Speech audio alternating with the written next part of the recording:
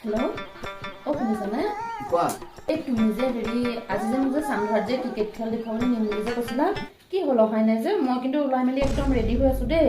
মোৰ এই নেল পলিচখন লগাই হ'লেই হৈ গ'ল আৰু। অ' খেললে এই মই যাম এতিয়া আৰু ওলাই আছোঁ। অঁ আৰু এটা কথা শুনাচোন, এই আজি মানে বতৰটো বহুত ঠাণ্ডা পৰিছেতো, তুমি আকৌ মোক ঘুগুনি পকৰি খুৱাবা দেই। হ'ব বাৰু, তোমাক নোখোৱাইনো কাক নোখোৱাম। কি কৰি আছ তই? নেল পুলিচ লগাই যাওঁ অথনিতে চাহ বনাব গ'লো, যা চাহ বনাগে যা। চাওঁ কালৰ কথা পাতিছো চাওঁ।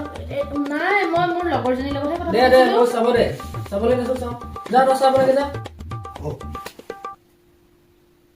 এই জুনি আকৌ ককাইকডাল পালেহি।